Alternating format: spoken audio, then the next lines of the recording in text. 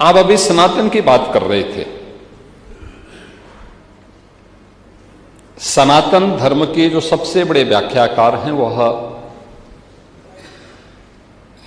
महर्षि वेदव्यास हैं। वेदों की परंपरा को जिन्होंने लिपिबद्ध करके आने वाली पीढ़ी के लिए दिया,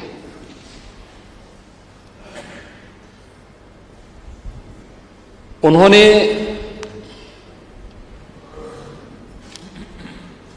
मातृशक्ति की उपमा किस रूप में की है? मैं पांडे जी आपके सामने इसलिए कह रहा हूं, आप एक श्रेष्ठ कुल में पैदा हुए हैं, ब्राह्मण हैं, वयोवृद्ध हैं। इस पूरे सदन में जो सबसे वरिष्ठतम सदस्यों में हैं, उम्र में भी अनुभव में भी, उनमें से आप हैं, इसलिए आपका हम सम्मान करते हैं और इसलिए आप जो बात बोलते हैं वो व्यवहारिक बात बोलते हैं। आपकी जो बात थी वो किसी को बुरा भी नहीं लगती है। अलग विषय है कि आपका और संजय निषाद में इस समय क्यों किस बात को लेकर रंजिश चल रही है।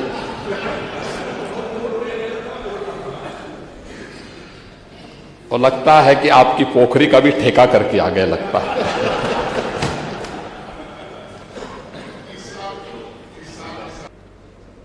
तो उनको जब बुलाया गया तो उनसे कहा गया कि, तो उन्होंने कहा कि किसकी जयंती, कहा जयंती नहीं, आज इनकी शहादत दिवस है, इनको फांसी भी दी। तो उन्होंने कहा बिस्मिल्लाह खां को तो अभी कोई पुरस्कार मिला है, तो उनको फांसी क्यों हो गई?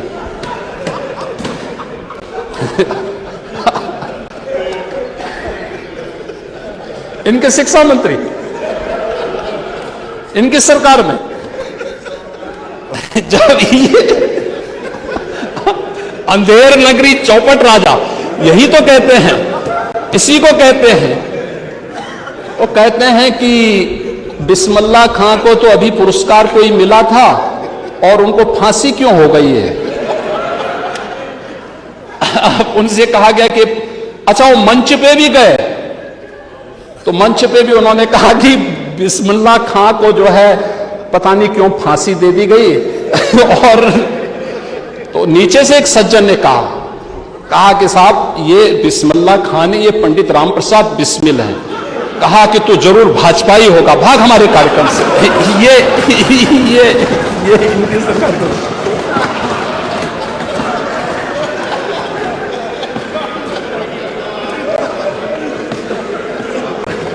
तो चौपट शिक्षा व्यवस्था को चौपट होना ही होना था।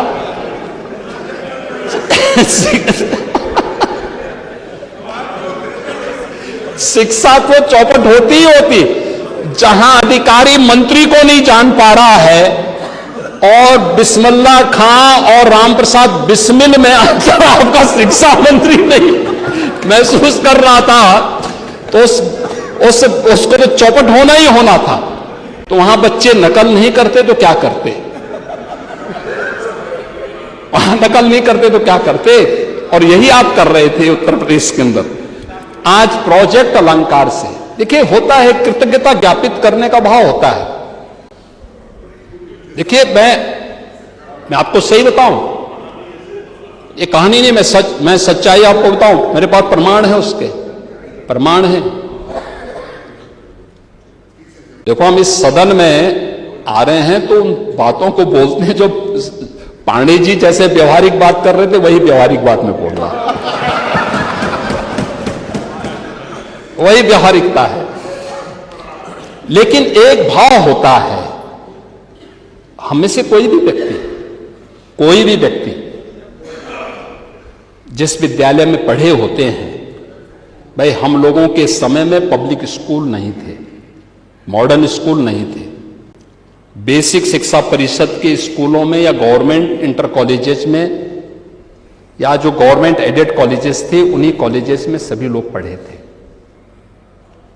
एक भाव होता है समय के अनुसार, उनके पास पैसा नहीं है, कभी किसी व्यक्ति ने पैसा देके बना दिया, आज संसाधन नहीं है, क्या हमारी ड्यूटी नहीं बनती है कि हम उनमें कुछ सहयोग करके उनको ठीक करें?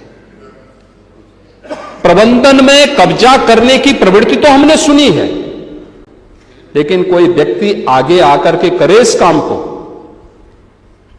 ये बहुत कम देखने को मिलता है, बहुत कम देखने को मिलता है। और हम लोगों के मन में आता है कि हर जनप्रतिनिधि का दायित्व तो बनता है, क्योंकि जनप्रतिनिधि जो करेगा, एक विधायक जो करता है, कम से कम 6 लाख लोग का प्रतिनिधित्व कर रहा होता है, 6 से 8 लाख लोगों को वह लीड करता है, लीडरशिप देता है। उतने लोग तो उसको देखते ही, लेकिन अच्छा काम करेगा तो पूरा जनपद उसको जानेगा। हम जिस विद्यालय में पढ़े हैं, ऑपरेशन कायाकल्प के माध्यम से आप लोगों ने उन विद्यालयों के कायाकल्प को जोड़ा, आज उसके परिणाम है। नीति आयोग ने उसको स्वीकार किया। प्रोजेक्ट अलंकार के अंतर्गत भी यह काम हो रहा है। मैं तो एक दिन औरैया गया था, वहां एक विद्यालय में इंटर कॉलेज, बड़ा इंटर कॉलेज बहुत अच्छा बना था। चुनाव के दौरान मैं 19 में भी और 22 में भी वहां गया था, तो वो भवन ऐसे ही था। तो मैं एक दिन वहां गया था कृषि गोष्ठी में, तो मैंने कृषि गोष्ठी के पहले देखा, मैंने भवन वैसे के वैसे, तो मैंने कहा, वहां के डीएम से पूछा, मैंने कहा भी ये भवन में कहीं से पैसा नहीं मिला है क्या? मैंने कहा प्रबंधक कौन है, प्रिंसिपल कौन है, थोड़ा बुलवाना मेरे सामने थोड़ी देर में, मैं अभी बैठक से आता हूं। वहां के जनप्रतिनिधियों को बुलाया मैंने, विधायक, एमएलसीज थे, माननीय सांसद थे, मैंने बुलवाया, वो भी थे मेरे सामने। मैंने प्रबंधक से पूछा, मैंने कहा हमने प्रोजेक्ट अलंकार एक योजना चलाई है, जिसमें माध्यमिक स्कूलों में जो पुराने विद्यालय हैं उनमें 75% पैसा सरकार दे रही है, 25% आपको देना है। तो उन्होंने कहा हमारे पास 25% भी नहीं है। मैंने कहा जनप्रतिनिधियों से आप लिखवा के दे दीजिए। उन्होंने कहा कौन जनप्रतिनिधि देगा? मैंने विधायकों से कहा, मैंने कहा भी 10 लाख आप दीजिए, 10 लाख आप दीजिए, 10 लाख आप दीजिए, 30 लाख हो जाएगा तो बाकी 1 करोड़ रुपए सरकार इनको अपने आप ही दे देगी। 1 करोड़ में कम से कम रंग रोगन और इसका मरम्मत तो कर देंगे, इतनी भव्य भवन को ठीक तो कर लेंगे, बच्चा कोई भी होगा प्रदेश का पढ़ेगा। और प्रोजेक्ट अलंकार ये सरकार चला रही है। हम अब तक 500 करोड़ रुपए उत्तर प्रदेश के गवर्नमेंट कॉलेजेस को और एडेड कॉलेजेस को अलग अलग जनपदों में दे चुके हैं और माननीय जनप्रतिनिधि इसमें भागीदार बन चुके हैं उसके अनुसार में। और कोई भेदभाव नहीं है कि केवल सत्ता पक्ष से जुड़े हुए लोगों का करेंगे, विपक्ष का नहीं करेंगे। हमने कहा नहीं, जो भी आता है विद्यालय सबको दीजिए, दिया जा रहा है। ये प्रोजेक्ट अलंकार भी सरकार बना रही है। यूनिवर्सिटीज की पॉलिसी